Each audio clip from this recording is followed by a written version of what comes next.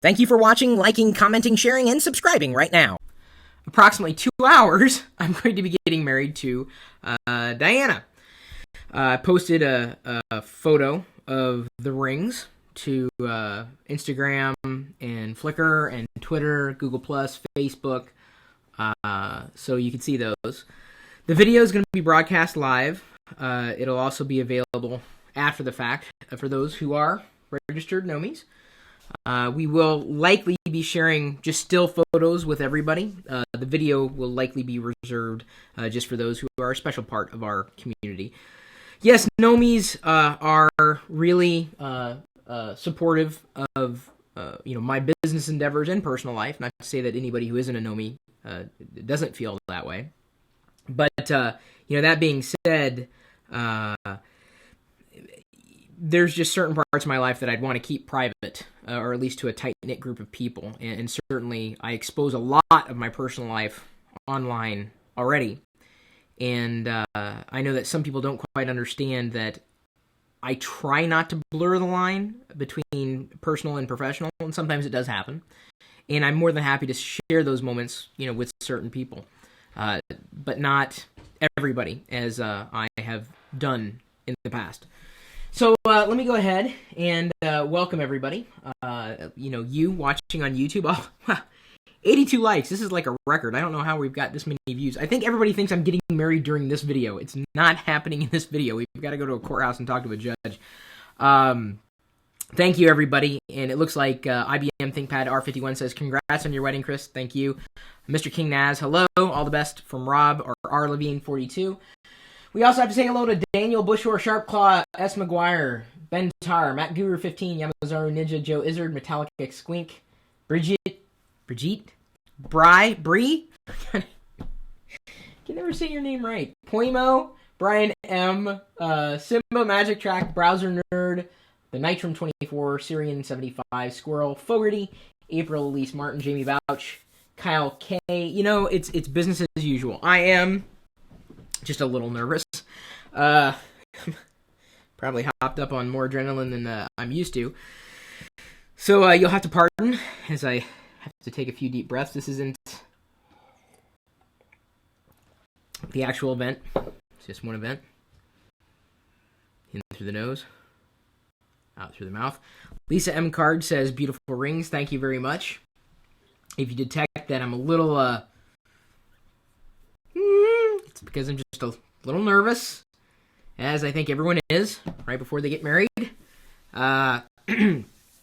Diana is making herself to be a beautiful bride. Of course, she's been a beautiful fiancée and girlfriend, beautiful woman in general, but she's preparing herself. So I'm flying solo here with the broadcast, as I have done, at least in the past, being able to start and stop the recordings. Got to give you some updates, too, by the way. That video that my dad did of Windows 8, not the full one, that was a part of TLDR. I may upload the full experience at some point in the near future when I get time. But the one that was 4 minutes long where he couldn't figure out the difference between Metro and Arrow or how to get back and forth or really use it, I don't know if it went viral, but I looked this morning, and a few days after it was recorded, it's close to, 39,000 views already, which is well above average for a lot of the videos that we do. Uploaded one of him yesterday using OS X for the first time, after doing the Windows 8 for the first time. Today I want to bring him on at some point during the broadcast to give you his take on having used Windows 8 for the first time this week and having used OS X for the first time this week, or a Mac, and just have him give the average person's take on it. I asked him this question kind of after we did the recording yesterday with him using OS X, and he, I'm not going to spoil it if you didn't catch that answer, but I was kind of surprised, honestly speaking. To me, and really from the comments that we saw with Dad using both Windows 8 and OS X, the Mac was a lot more intuitive than Windows 8. Really, and not to say that, it doesn't take time to get used to any one thing or another. We had a lot of requests of, hey, get him to use Ubuntu for the first time. So I may very well install Ubuntu or another Linux distribution inside of Parallels and have him use that same computer that he used for Windows 8 and OS 10 and just have him do a few things. And, I'm guessing he's not going to have a problem with Linux either because it is easy to use for the average user, really, the pointing and clicking. Where you sometimes run into problems is with hardware and certainly software support. So I may very well do that while he's here during this time because we had so many people ask, well, have him try Ubuntu. So I think Ubuntu is one of those one-click installs in Parallels. If not, we'll go with another distribution. Thank you for the 119 likes. Speaking of, let's go ahead and share on Facebook. I'm taking deep breaths, guys. Share on Facebook.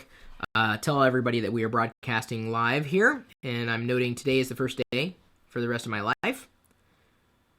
I'm going to tweet it out as well, and then I'm going to go ahead and like this video too, because that's an easy way to get to the Google +1 button, and I like +1ing things. It influences your search results, so if you like the things that we do, you owe it to yourself to +1 our content, either on YouTube or on LockerGnome.com or chris.pirillo.com. Looks like 14 people have already +1 this video, including Rory O'Connor, Sean Jordan, Skylar Johnson, Jamie Bouch, and Stacy Ferris. Stacy's always in that list. Is there ever a time that Stacy's not +1 something? So I've got to also give you an announcement.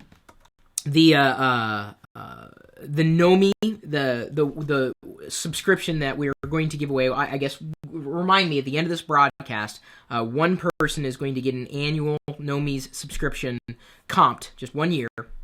And we said this at the beginning of the week, the more you +1, comment, participate, we're going to pick someone out at the end of the week so that they could tune in to watch the live broadcast of our wedding. Assuming, oh God, I hope the data connection works.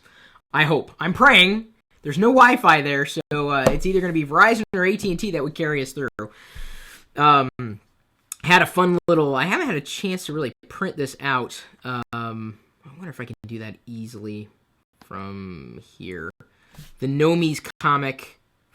Maybe I'll do it. I'll save that for Monday. The Nomi's comic from Kelly Ishikawa.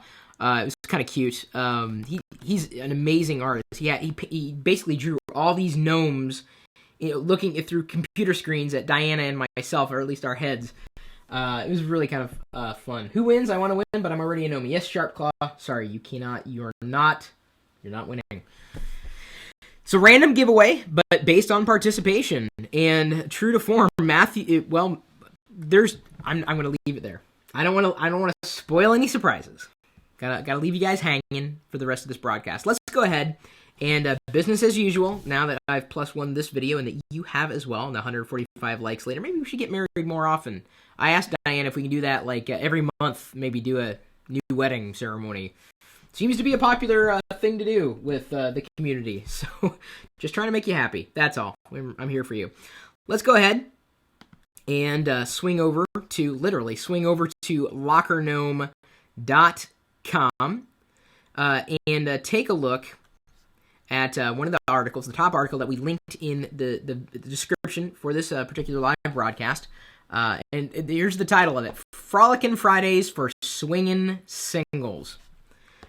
So if you're not getting married today, don't worry. There are plenty of people who are. You're going to love this. I'm going to read the first paragraph out loud.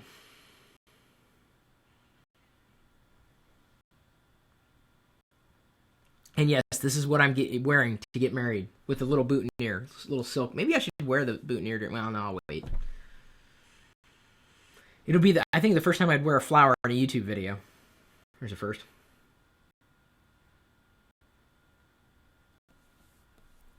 It's Friday, and guess what? I'm going to read directly from the LockerGnome article we linked in the video's description. A couple of you may know that I'm getting married today. And that's a wonderful thing, to quote from this article on LockerGnome.com titled Frolickin' Fridays for Swingin' Singles. And particularly if you're pro-marriage, it's a good thing. Some people are anti-marriage, and all animals are anti-marriage, I think by definition, at least most animals. And if you consider humans to be animals, then we're the only animal species that participates in this institution we call marriage. With a capital M for emphasis. We're the only ones that actually get written or typed certificates that declare our marriage. Animals don't do that. Is it because they're smarter? Or well, maybe probably, or not. It's up for you to decide. I'd also bet that other animals don't like certificates or anything that smells like a contract. This is really a post that's a send-up of Second Life. And, I've used Second Life in the past, this virtual world. I've never really lived in Second Life. I know plenty of people who have. I'm getting married today to a beautiful woman, and we've known each other for quite some time. And we're entering into this part of our relationship with, a full understanding of the responsibility that comes with it. I've always believed, and I've said this even recently, that when you're in love, there are no rules. So, I'm getting married in real life to a real person. Have you heard about people online getting married virtually? They used to do this way back in the day with muds, mushers, and moos. Back in the days of BBSs, you would meet someone online, and without ever having met them in person, you get engaged, and then you eventually get married to a virtual person. Have you ever done that? Have you ever heard of getting married? I mean, I can understand officiating an online wedding, but is that what you're talking about, Matt? Getting married in Second Life? People get married in virtual communities, and it stands up, at least inside that virtual community. I think it's crazy that people would do this. I mean, if you're in love, that's the right thing to do. And you're pledging your dedication and support for that other person. However you want to define marriage between two consenting adults. But as the article notes, Second Life is like real life. These avatars are just extensions of ourselves. Would you ever get married in a virtual community? Or have you? Feel free to share the story either here in the comments or on the comments in the blog post that's linked in the video's description. And while you're there, feel free to +1, share, and like it.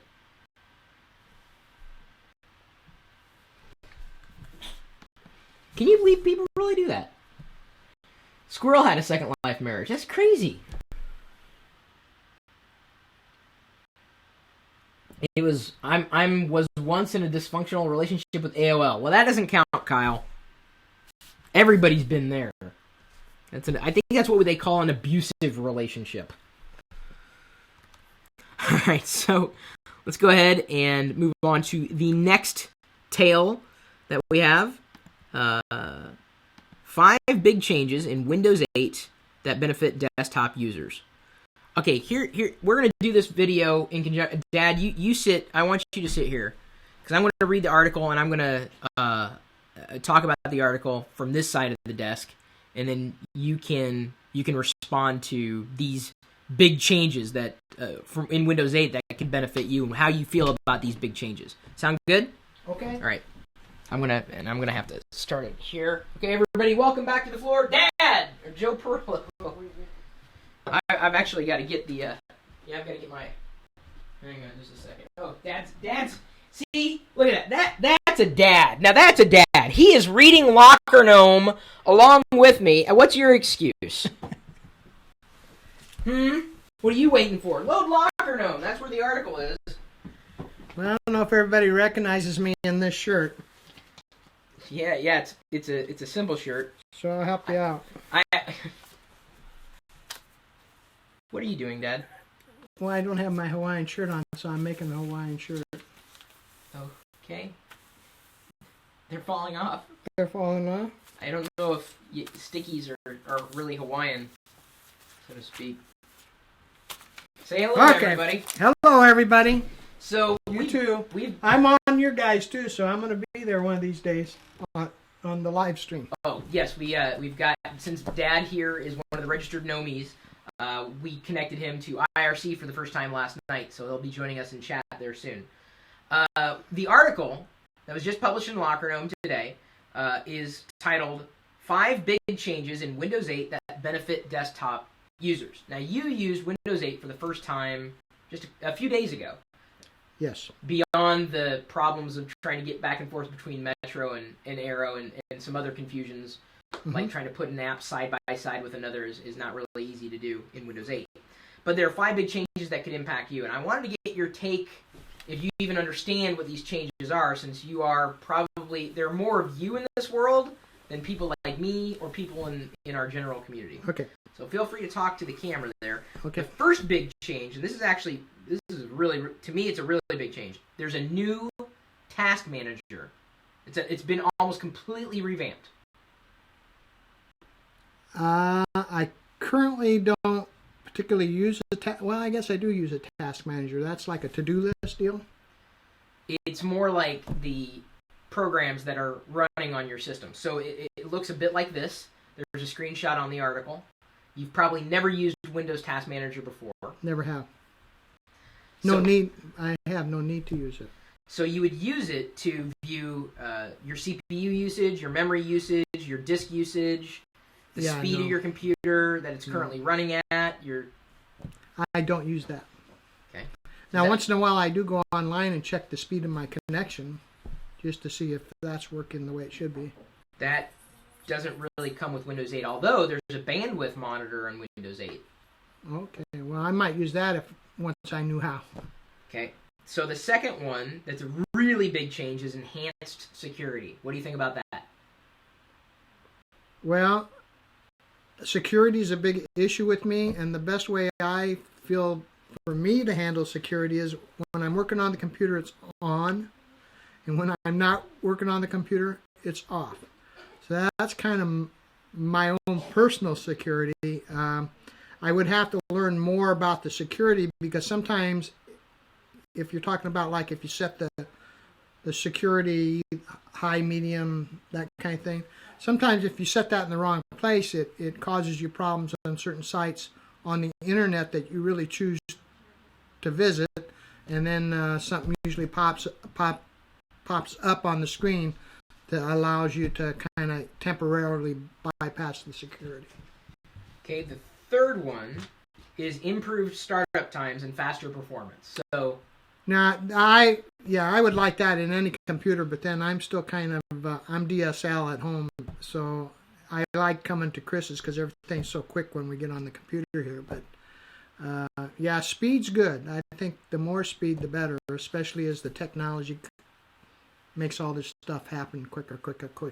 And certain optimizations that Microsoft's made, Windows 8 can even perform better in certain tasks than even Windows 7 could on the same computer. Well, again, once I would learn that, I think that would be a nice benefit. Okay. Another big enhancement is to the Aero desktop, or the classic desktop that you've known, and dual monitor support. I mean, so you can have 2 monitors? Yeah, better support for 2 monitors. And you've always been able to have that. Okay, because I showed Chris the computer I'm thinking about buying to replace my tower at home, and I plan to have 2 screens so I can become like my son, except now I see he's got 1, 2, 3, 4, 5, so I got to go a long way. But I don't think they're all hooked up to the computer. No, they're not the same. And then the biggest change to Windows, and this is pretty apparent to everybody, is what they call the Metro UI. So remember those little tiles and squares that you're moving around, the boxes? Mm-hmm. Those are supposed to be windows. That's why they're like that. Well, that's one way of looking at it. This is the Metro UI. Okay. So after we got past the initial hurdles of figuring out, how to get back and forth between the different environments that Microsoft set up currently in the preview, what did you think about that Metro UI interface on the desktop? On the desktop, I didn't think it really, because this screen's so big, maybe that makes a difference, the size of the screen, but then it wouldn't make, because everything would be proportional. I thought it didn't take up a whole lot of space on the screen, and I don't know if the boxes or windows, whatever you want to call them, or they have a different name for them too, besides those 2 things. But tiles. Tiles. If you can make them bigger or smaller, to adjust them so you can kind of get them in the hierarchy you want them, because I mentioned the other day I read left to right, and so I like the most important things at the top to the left. So that's how I would arrange the tiles. And you used it for, I'd say, a fair amount here, at least. I mean, is it just something the you front could get, screen? Yeah. Is that something you could get used to? Well, I think it's like anything. To get used to something, you really have to use it. And to be 100% fair, I should try to use it, except the problem was it was getting a little more frustrating to try and find things I was trying to do. But once I would know how to do that, and I'm not the type of person that likes to read through a manual of any kind. I just like it nice and easy, kind of like, well, I hate to say it, kind of like the MacBook shelf was. Everything was right there for me. So that Metro UI on the desktop was a little frustrating, but on the touch experience for Metro... Oh, it was really... Yeah, you you guys have to stop by. If you don't have a Microsoft store, I'm sure Best Buy or someplace might have it. I'm not plugging anybody. You go wherever you can go to look at one of these tablets with Windows 8 on it, because it looks kind of cool on that. That kind of turned the light bulb on for me, and I mentioned that yesterday, that they're taking that app that's going to work real nice on their tablet and trying to force all those people that don't want to use it to use it on a desktop. Okay.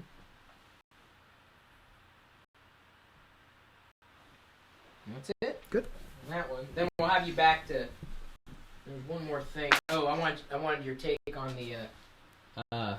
Later we'll do your take on OS 10 versus Windows 8 in your experience, limited experience. What? Forgot something? Me? Oh. You know, not only do I have to carry the credit cards, I have to track everything. Hey, I just spent it. Fair enough. All right, so let's go ahead and roll on with the next one.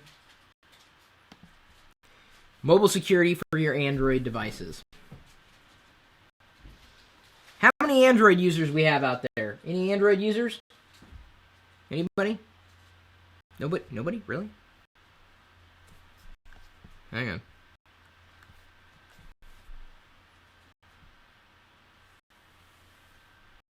One of the reasons people go with iOS, whether they're buying an iPad, an iPod Touch, or an iPhone, is because it's secure. I mean, Apple controls everything that goes into the operating system. You know, whether it's through the App Store or whether it's installed on the phone to begin with.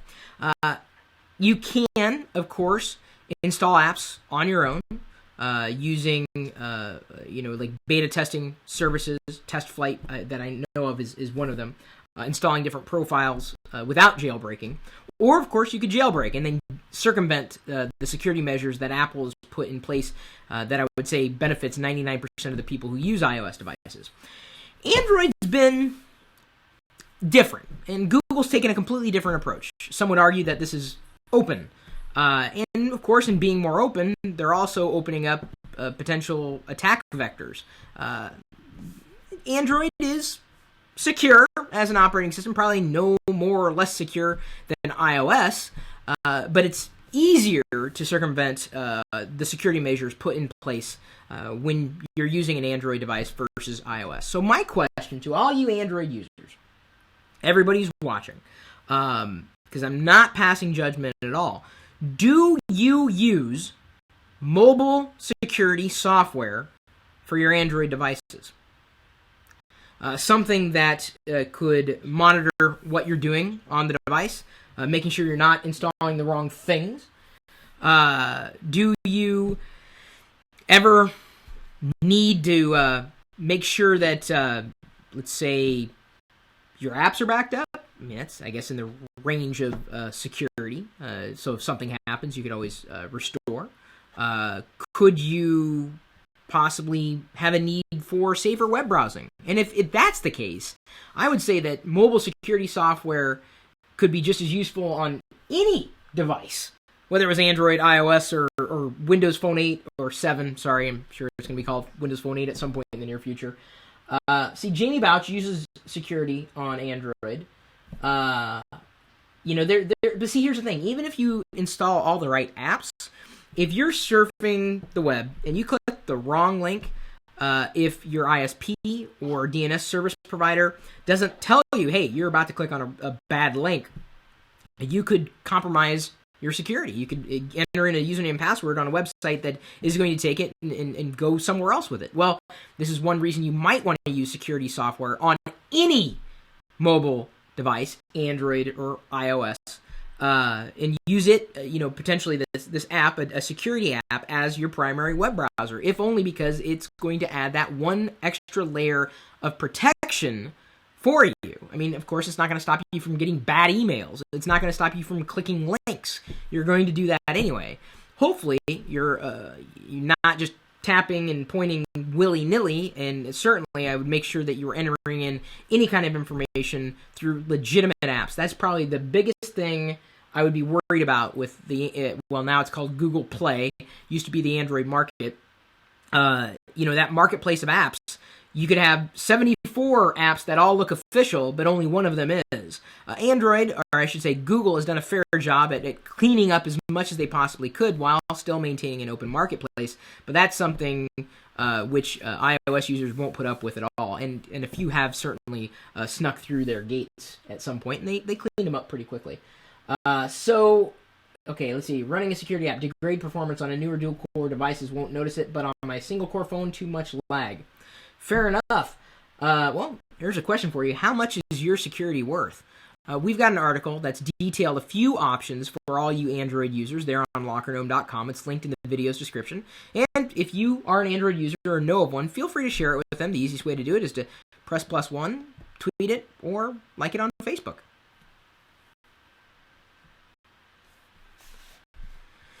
There's that one. And the next one with 180 likes.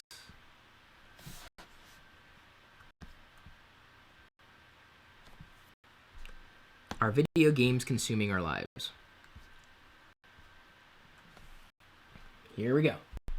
Are video games consuming your life? We'll see.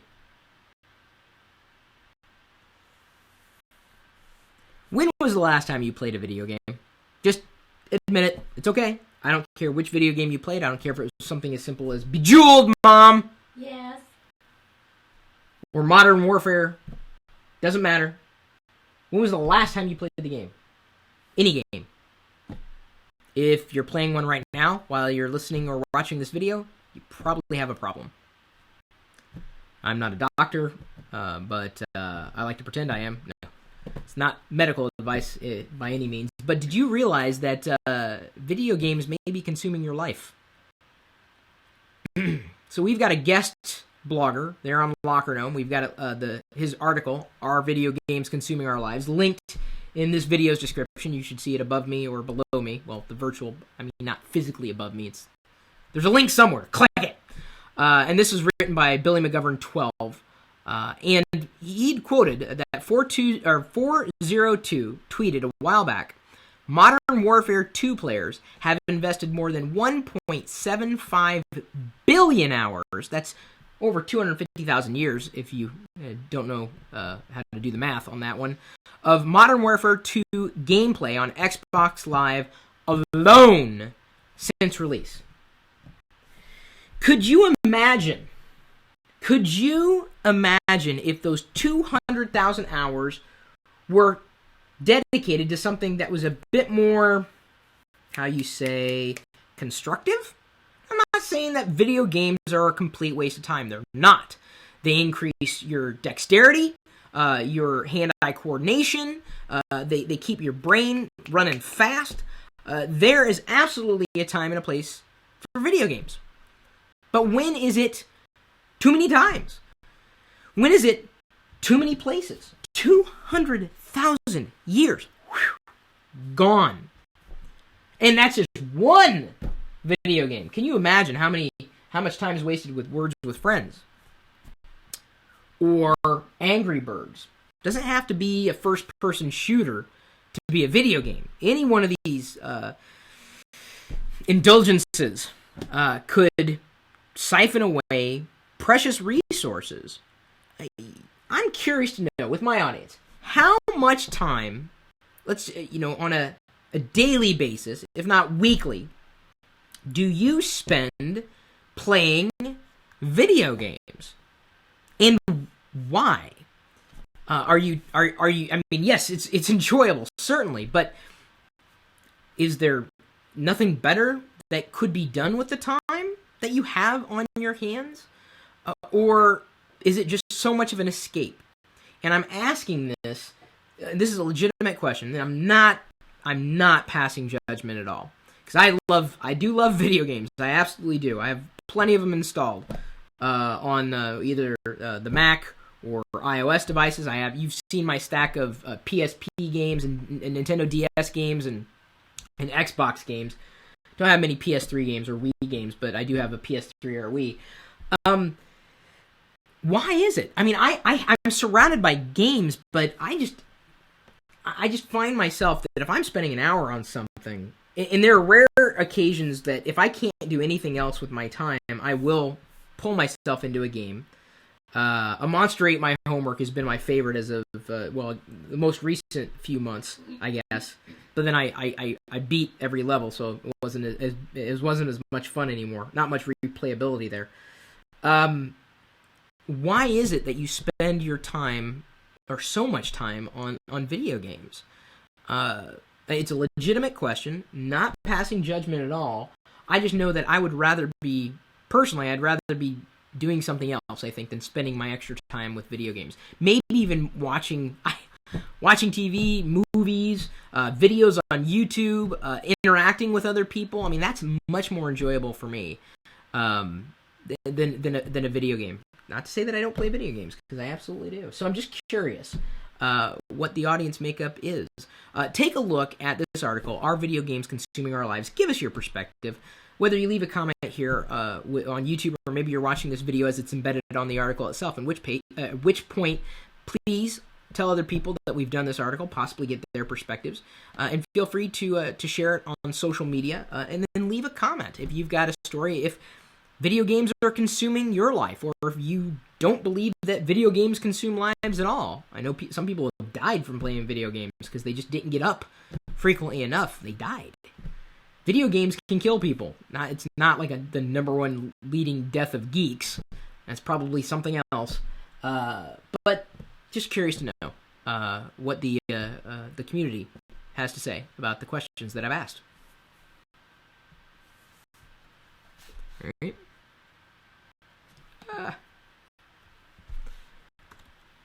They like the gamers in the military too. Yeah.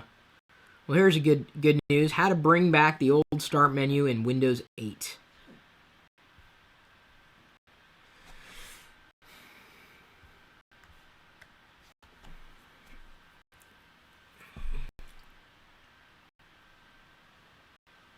He agrees with Rockets. Interactive game style business is the future. Yeah, that's a pretty good idea. Just need to put a finer point on it, though. Good news for all of you who have used either the developer or the consumer preview of Windows 8 as it's been released officially from Microsoft. Or maybe by the time you're watching this video, Windows 8 is in the wild. It's available for you to purchase outright on a computer, or maybe you got it with your computer. Do you miss that start menu? The thing that Microsoft killed? We've got at least 3 or 4 ways that you can bring back the old start menu or something like it in Windows 8. So if the one thing that was keeping you from upgrading from XP or 7, or heaven forbid Vista, to Windows 8 was missing that start menu, the article that we've linked here in the video's description may prove helpful, including an option for a power user menu. Did you realize that that was available? And it's built right in to Windows there. Nothing to really do with it. There's also ways to customize that menu. You could also build your own. We've showed you how to, in this article, we've outlined step by step how you can create your own start menu or something like it, the closest thing in the Arrow environment. The Arrow environment being like the classic Windows desktop, not the Metro environment for Windows 8 with all the tiles. So for that, we're even. This is how we're doing it. It's a clever little trick. Essentially, you're creating a new taskbar or a new toolbar in the taskbar, and then adding shortcuts to it, and you're creating your own start menu. May take a bit to manage, but it's pretty much the same thing as what the start menu was, just in a different place. And you can create it yourself, and it doesn't cost you anything if you have Windows 8. Another option is a free download currently from Stardock, something called Start 8, and that will return a start menu to the Metro interface, or at least the start orb that you've seen in recent Windows versions. And then there's another one called Vista, horrible name, Vista Start Menu. Yes, named after Windows Vista, but according to our research, it will work just fine inside of Windows 8. So if you missed the start menu, you can have it. We've shown you how, where, why, in the article that we've linked in this video's description. Feel free to click it, and then, of course, share it if you happen to find that it's useful information. If you know of another way of getting start menu-ish features back into Windows 8, feel free to leave a comment either here or on the article on LockerGnome.com.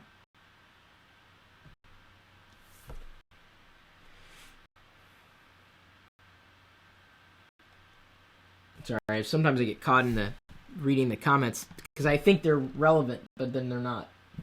Is widget a widget? Oh, Wicket? No. Wicket is not. Wicket is a Lhasa Apso Shih Tzu Poodle. Last article is, I think that was it. Okay, so we've got one more video we want to do today before wrapping her up so that I can go get ready for my wedding. Yes, always busy. Before I forget, the techtipster.com is our backlink of the day, and very grateful that the tech hipster, you referenced Harold Johnson's LockerGnome article about Windows Phone 7, and he's backlink of the day, so he got linked in this video's description, the live video description. Thank you for linking back to LockerGnome.com, and when you do that, and you let me know, you drop me a line, chris@Pirillo.com, you can get featured here on my blog on chris.pirillo.com, as well as in the LockerGnome email newsletter, which I hope every one of you is subscribed to. We shall see. I hope. All right, so now I'm going to, for the sixth and final video that we wanted to do today, at least as a part of the live broadcast, I want my dad to... don't worry, I'll get to the giveaway, Joe. The other Joe. There's a Joe Izzard over here. Not you, Joe. Not Dad Joe. I wanted to bring him back to ask him about his perspectives on using Windows 8 for the first time and OS 10 for the first time, which one he was more comfortable with, seemingly. After using it for pretty much a half hour on each one for the first time ever, which one he could probably get used to quicker, potentially, and just his thoughts, between the two operating systems, since I think Microsoft's going to be doing a lot. I mean, not just with the changes they're making with Windows 8, but they seem to be either bringing people or trying to bring people into the Microsoft fold at a deeper level, or they seem to be pushing them away, one of the two.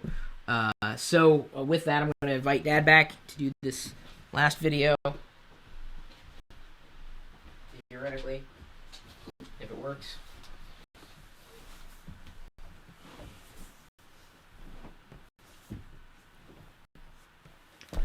Hello, everybody. We ready to go? You're going to ask me a question about working with Windows 8 and the brief experience I had with the Mac? Yeah, so I'll ask. Okay. Okay. So, Dad, you used both Windows 8, the Consumer Preview Edition, and OS 10 Lion for the first time this week. Right here, right there in that chair on this computer here. You used them each for about a half hour. You explored about as much as you could explore from each one of the desktops. I'm curious to know which one felt easier for you. When I was working on the computer here with both of them, I'd have to vote for that iOS 10.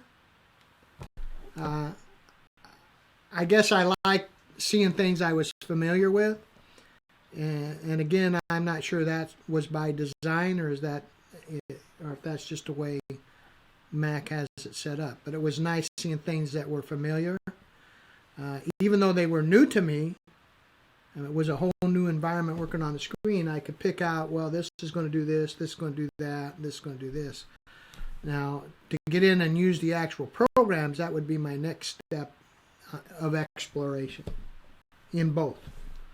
The Windows 8 just seemed a little more cumbersome to work with for me. Again, I wasn't familiar with it, and I don't want to be unfair, but at the same time, someone going into a store and without someone there basically putting their hand on top of their hand as they move a mouse around, they're going to have a tough time finding out, well, this is down in this corner, and this is over in this corner, and this is up in that corner. The navigation part of it's probably for me, the weakest thing. Once I learned how I could move things around, start putting in my own hierarchy, and once I would get used to that, again, I might change my mind. But I'm assuming that if I put Excel on there, for example, and picked Excel, it's going to pull up the same Excel I work with now, or Windows 7 Excel, unless they're changing that. And I don't know, because I really haven't seen that yet. I know I read some things where they made some additions and changes to it. I'm not quite sure what those are. But again, that's something, and we talked about it the other day, or I'm not sure if Chris did or I did, but once you get used to something, if you're able to do the things you want to do with what you got, why would you want anything else other than have the new experience? I've always liked to have the newest things. Kind of a toy person. I like the new things. I like to work with them and try and figure them out. So, did you feel in working completely through Windows 8? Let's look beyond the problem that we had in trying to get you between Metro and Arrow, which was very intentional. You're absolutely the average case. Don't feel bad about it, because I've been writing Microsoft on making that change before it finally ships. I don't think they're going to listen. Did you find yourself more frustrated or confused in one operating system over the other? Yeah, and that's why I said 10, because I was more frustrated working with the Windows, and again, because I was familiar with some of the things I saw on the Mac, I felt more comfortable, and I didn't feel they were challenging me. When I was on the Windows 8, I felt challenged. I felt like, oh no, they're throwing something new at me. Even though inside those boxes were things that I was familiar with, the boxes themselves I was not. So I'd have to get in and see what was inside that box. And I understand what they're probably trying to show the Windows, because that's what it's called, Windows. So maybe they ought to look at the icons again. So let's take a sidestep here. You played with Windows 8 on the desktop. Mm-hmm. You're familiar with Windows. This is pretty much what you've used for most of your computing life, if not DOS, all the way up. All of it, yeah. You used Metro, and that's those little tiles, the boxes that you're talking about, the icons. You used it on the desktop with a keyboard and a mouse, but you also used it in the Microsoft store, I did, with a tablet PC, or whatever they're going to call them. Yeah. And you had a completely different experience with that. But hang on, I'm getting to the question. Okay. When I used it, it was very smooth. It was very nice. It was very clean. Some issues to be worked out, but the Metro interface of Windows 8 on a tablet or a touch PC was completely different than the experience on the desktop. But when I was holding it, I couldn't help but think that they had iPad envy. In using, for the brief time that you did, granted you've had more time with the iPad, but in using Metro or Windows 8 on that touch experience, how would that compare to your experiences with iOS, or the operating system on the iPad? This is the first time I hear these questions, guys, so I'm not... I don't know what I'm going to say until I say it, but I say what I believe. When I worked with the Windows 8 on the tablet, I felt very comfortable with that, and maybe the iPad set me up to feel comfortable doing that, or maybe, like Chris kind of suggested maybe they're trying to emulate what Apple's done to get those users that like the swipe. But again, on a tablet, the experience I had was a lot different on the tablet than it was on the desktop, because I was using my fingers and my hands on the tablet, which it is designed for, and I was using a mouse trying to do the same thing that I did on the tablet I was trying to do on a screen. And for me, it was just a different experience. I didn't like it there, but I kind of thought, well, yeah, I could kind of work with this and slide this around, and it was kind of a nice to work with. So would you put them on an even keel, like in terms of the just iPad working with it, or Windows 8, specifically touch? Yeah, just the touch part of it. I'd say right now they'd be pretty equal. Now I'd have to. I play games too, so I'd have to try some games on it to see how they look, because I did have a small tablet downstairs and I kind of liked the way it looked. The functionality wasn't as good as the iBook, but the look of the characters, etc., I thought were a little nicer on what I was working with. And that could be contingent on the application that was running or what they were showing. Right, and what they're able to show. Because now, not only if Microsoft's trying to emulate Apple with the iPad, they're already a step behind, in my opinion, based on what I heard just here the other day with the new iPad 3 HD, or whatever they're going to call it. It's got higher resolution. But yeah, so now that's going to be better. In fact, if I did some further reading on the new iPad, it's going to have a better quality than a lot of the TVs we watch. That's pretty amazing when you think. I watched a basketball game today, and the quality and the appearance of everything in HD is pretty phenomenal. So my guess is when when the new iPad gets here, it's going to be pretty phenomenally graphically. Now I think all the other features are pretty much the same. Yeah, I know they got a better camera and this and that, but I'm not sure I'd want to carry a big thing to take a picture. So let me ask you this then. The iPad, the base iPad, is $500. It's a pretty good price. Would you buy an iPad at $500 or a Windows 8 PC at $500 if they are that low? Because they may very well be more expensive than iPads. Okay, so ignoring everything else and just based on price? Right. Well, just based on price, I would probably try the Microsoft or the Windows 8 tablet, because I know by the time they get the applications, I could probably get an Excel. I'm thinking what I'd use it for. I could get an Excel worksheet, which I already know. And I get a Word application, I already know. Okay, so what if the PC was $800 and the iPad was $500? What would you go with? Would you still go with the PC? Tablet? Yeah, the tablet PC. Well, I would probably stay with the iPad just because of the price point. So if I already know what the iPad can do. Right. So if Microsoft, in conjunction with its partners, does not deliver Windows 8 in a touch experience at the $500 price point, base level, in terms of the features that you would get with that particular computer, you would go with the lower price option. I would, but there's a lot of people that are price conscious, so they're going to buy what they can afford.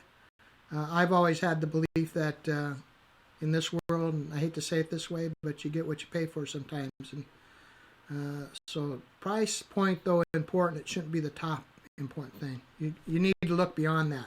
My guess is if a person like me is very familiar with Windows, and if the price was close, they're going to lean towards Windows just because they know the name Windows. And if they're used to Mac and working in the Mac environment, they're going to lean that way as long as it's within the $100, because that's what they know. Yeah, but you say that, but you've never used a Mac before. No. But iOS, the iPad operating system, the iPhone operating system was intuitive to you. Yeah, it was easier to work with. Right. On the screen, yeah. So let me ask you this question. Beyond Excel, how much computing do you do on the quote-unquote computer, the PC, versus your iPad or iPhone? How much time do you spend at your computer, not in Excel, working, playing, whatever? Is it... My computer is more just using the numbers and the PDF or Adobe and Word documents. I don't play any games on that. I used to use a flight simulator, but I've gone to the iPad because I use the iPad now for my surfing and that kind of surfing, gaming. Why? Convenience. I can be in front of the TV and But you reach can do that over with and a grab laptop. it. Yeah, but the playing devil's laptop advocate. itself, I understand, but the laptop's still a little more cumbersome than the iPad. I mean, it's still pretty large. It's heavier.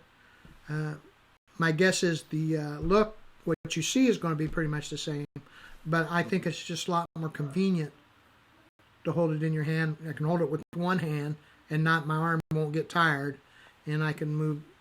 And I'm just a one-finger typer, so I can move things a lot easier on an iPad. All right. So will you get Windows 8?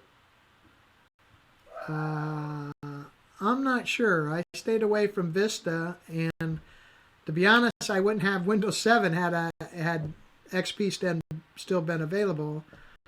And again, some of this may be my age. I just maybe I don't like change that much, but I've always changed, so I'm not locked into something. What you played with the other day, the consumer preview, that's not something you'd want to buy?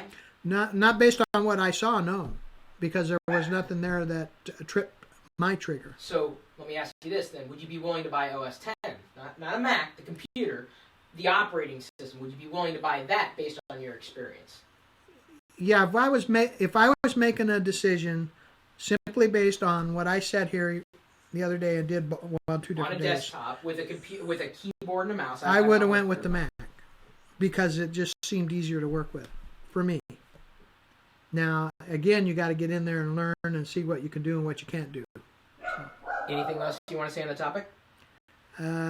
No, I'll probably see you all Monday, but I really enjoy this, and you guys are a great group, and I can't tell you how much I've learned just reading what you guys post, and you have a good sense of humor, and I like reading all the business type things. So thank you.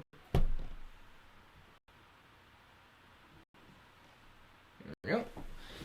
Speaking of, before I forget, I want you guys, one of you two, to record Grandpa. I want to put him on ask him, but I want to put him on the YouTube channel as the world's oldest geek. Get him in front of the ham radio and ask him what he did as a geek. We could do that. What he did, television repair and all that. If I do it with my iPhone and put it on mine, can I send it to you too? Can I do it both places? No. I'd put it on my channel. You'll have to show me how to get it to your channel. Dropbox. Okay. Yeah. Great. I know what a Dropbox is. That's where you put it in. Got to do. Yeah, you basically put it. Yeah, and then that's a completely different. Yeah.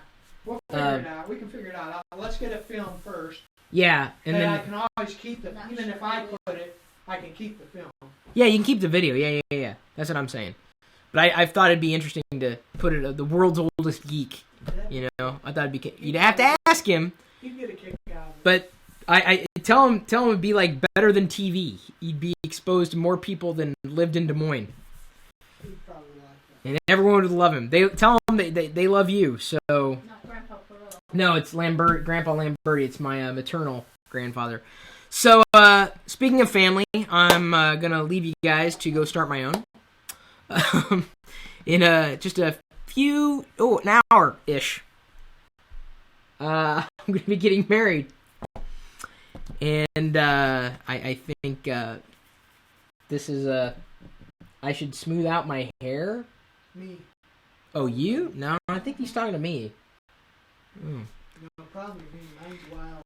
I don't need luck. Someone said good luck. You know, I've been lucky enough to have discovered Diana, and her having discovered me. So I think luck has nothing to do with it. It just takes time. Thanks everybody for your support, and also all your clicks. If you let's go ahead and take a look at Google Analytics. If you visited LockerGnome.com, you might want to visit a LockerGnome.com link linked in the description. Let's read the top 10 before I forget. The top 10. Hang on, just a second. One more second. Top 10 countries. One moment. Top 10 countries on LockerGnome.com. Hopefully you're visiting right now. Number 1, United States. Number 2, United Kingdom. Number 3, Canada. Canada, you've got a pretty strong showing today. Number 4, Portugal. 5, Australia. Oh, hang on. 4 and 5 just flipped. Australia is now number 4. Belgium 6, Croatia 7, Egypt 8, 9, Estonia 10, France. 11 was Ireland. Sorry, Ireland, you missed out on this one. Maybe next time, though. Thank you, everybody, for looking at the links on LockerGnome.com. The giveaway! Yes, thank you. Who's going to get the annual Nomi subscription comped so that they can tune in to the live video broadcast of the wedding tonight? That will be Matthew Cheung. I have no idea how old he is, but for the past week, I swear to God, he has liked, +1'd, commented, tweeted, reshared everything that we published. I mean, he went above and beyond. So Matthew, drop me a line, chris@pirillo.com, and I'll get you set up before I head out and finish my preps for the wedding tonight, so that you can tune into the live broadcast. Now, hopefully, for everybody, all the Nomies, let everybody know, I'm hoping the stream will work fine. If not, I will be recording video as well, and we'll get that up as soon as humanly possible. The video will not be shareable or viewable if you're not a part of the Nomies subscription service, which, by the way, to clarify, Nomies isn't just a club. It's really a group of very smart people, and generally speaking, I like covering business topic and answering business-related questions, whether it's technology-oriented or not. I love talking about businesses and helping small businesses do what they need to do. So if you know a small business owner who's looking for help, it really is a rather affordable subscription in the grand scheme of things. If you have a business, you want to make money, I can help you. That's really the elevator pitch for that. Thanks again for tuning in and being with me for another week. Next week, you will see something here in this general area. You will hear it, and you'll probably hear me slapping it around like during broadcast, like clack, clack, clack, clack, clack, clack. It's an ice ring. It's kind of futuristic.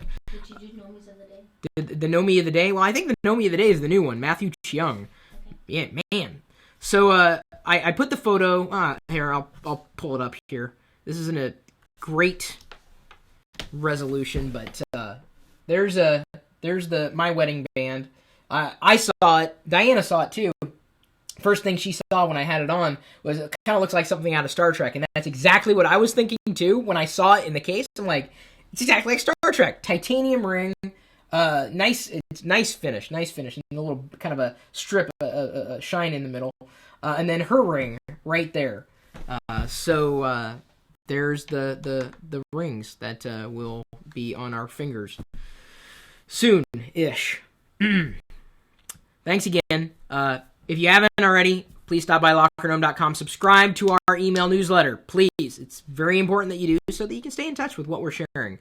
If you have not already done that, I don't know what you're waiting for. Feel free to stop by live.pirillo.com at any point in your day or night, because we've got TeamSpeak piped in there so that the Nomies are talking back and forth, and you get a chance to listen in on conversations, whatever they happen to be about. You can also join them, nomies.com. It's easy to do. And then, of course, just, be yourself, I guess. And thanks for keeping us doing what we're doing. We appreciate all the feedback that you've been giving us. So without any other news to share, I guess we'll see you later.